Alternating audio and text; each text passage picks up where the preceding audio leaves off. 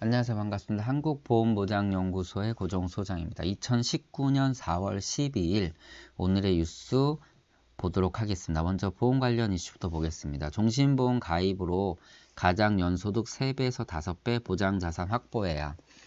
보장자산, 즉 사망보험금을 얼마를 준비하느냐는 여러 가지 기준들이 있습니다. 40세 남성이 60세 은퇴를 하고 연소득이 5천만 원인 경우는 사실 소득 상실액이 10억이죠.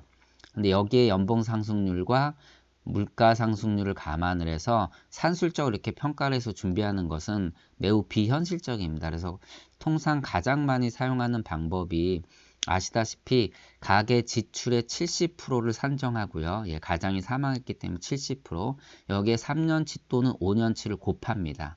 그리고 이 가계가 갖고 있는 부채를 더해줘서 사망보험금을 산정하는 기준이 가장 보편적인 방법입니다. 기사 내용에서 몇 가지 언급해 볼 부분들은 보험료는 월 소득의 6에서 10%다. 가장 변수가 많은 지표죠, 사실. 실제 이제 수입보다는 지출을 고려해서 사실 가처분 소득을 파악해 보면 수입 대비 월 보험료 지출 부분을 기준을 삼는 것은 좀 어렵지 않나, 저는 그런 생각을 개인적으로 하고요. 종신보험을 준비할 때는 저해주 환급형 같은 상품들을 통해서 효율적으로 준비할 수 있다.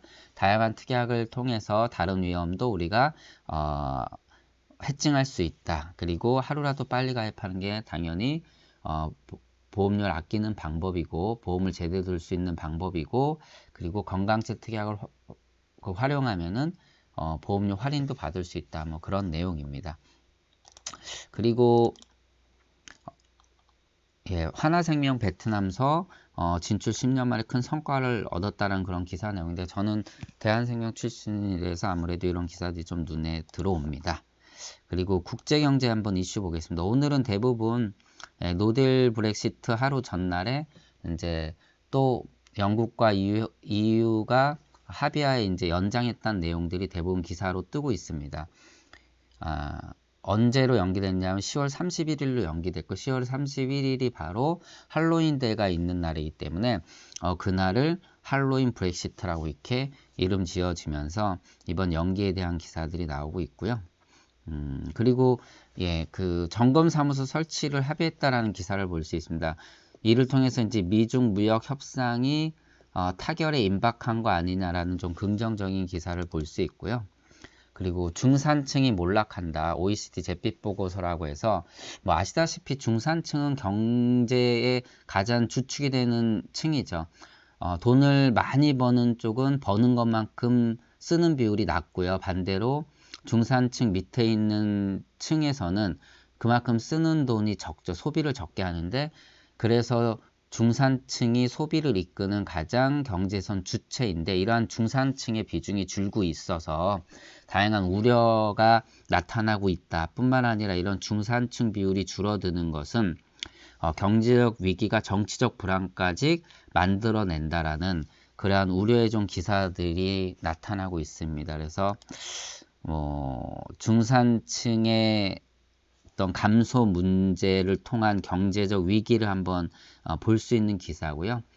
당연히 이런 중산층이 점점 확대되는 것이 경제에도 좋고, 어떻게 보면 그 소득 불균형 이런 것들도 줄일 수 있는 매우 중요한 지표이기 때문에 기사로 언급된 것 같습니다. 그리고 여기까지 보고요. 국내 경제 이슈 보겠습니다. 4월 수출도 여전히 먹구름이다. 이달 수출액 9% 증가했지만 실제 조업일수를 계산해보면 3.9%, 전년 동기 대비 3.9% 하락했다는 내용이고요. 반도체 수출도 여전히 20%까지 줄었다는 내용인데, 그런데 그 줄어드는 폭이 점점 줄고 있고요. 그리고 선박이라든가 이런 수출들은 늘어나고 있어서 어느 정도 기사에는 먹구름이라고 이렇게 표현하고 있지만, 어느 정도 보면 이제 바닥을 좀 다지고 이제 슬슬 반등하고 있지 않느냐. 그리고 아시다시피 앞서 말씀드린 기사처럼 미중 무역 협상이 타결된다라면은 중국의 어떤 정책들, 여러 가지 정책들을 통한 중국의 이제 성장에 힘입어서 한국 수출도 좋아지지 않을까, 그런 기대들을 할 수 있을 것으로 보입니다. 그리고 외국인 한 직접 투자 외면에 따라서 7년 만에 최저치다라는 기사를 볼 수 있는데, 어떻게 보면 이제 작년에 FDI가 가장 컸었죠. 그런데 그 이유가 분명히 있었던 게 이제 외국인 투자 기업에 주어지던 세제 혜택이 없어지고, 또 올해 들어서는 지속적으로 미중 무역 전쟁이라든가 노딜 브렉시트 등 여러 가지 불안 요소들이 계속 나타나면서 글로벌 FDI도 추락하고 결과적으로 한국의 FDI도 줄어들었다는 그런 기사 내용입니다. 네. 무튼 외국인 예전에 이제 인도가 한참 모디 총리 들어오고 인도가 한참 성장할 때 외국인 투자를 가장 많이 받은 국가가 인도, 그런 성장세에 이제 외국인 자금들이 몰리는 거고, 이러한 자금들은 매우 좋은 이제 역할을 해주고 있는데, 현재 대한민국의 이런 투자 자금이 줄어든 부분에 대한 우려를 표명한 기사고요. 이러한 좀 혜택들이 줄어드는 부분을 어떻게 보면 좀 규제 완화라든가 또는 다른 혜택을 통해서 좀 늘려야 되지 않을까라는 그러한 기사 내용입니다. 같은 기사 내용이고요. 재테크 관련 기사들을 보도록 하겠습니다.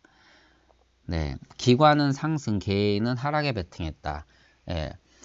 기관은 지금 대부분 보면 이제 레버리지 투자를 했습니다. 예를 들어서 코스피가 10% 오르면 레버리지 투자를 통해서 실제 수익률은 2배 나는 이러한 쪽에 베팅을 했고, 개인은 반대로 하락에 이제 인버스에 베팅을 했다라는 그런 기사 내용으로 기관과 개인이 거꾸로 가는 이런 모습을 기사를 통해서 볼 수 있고요.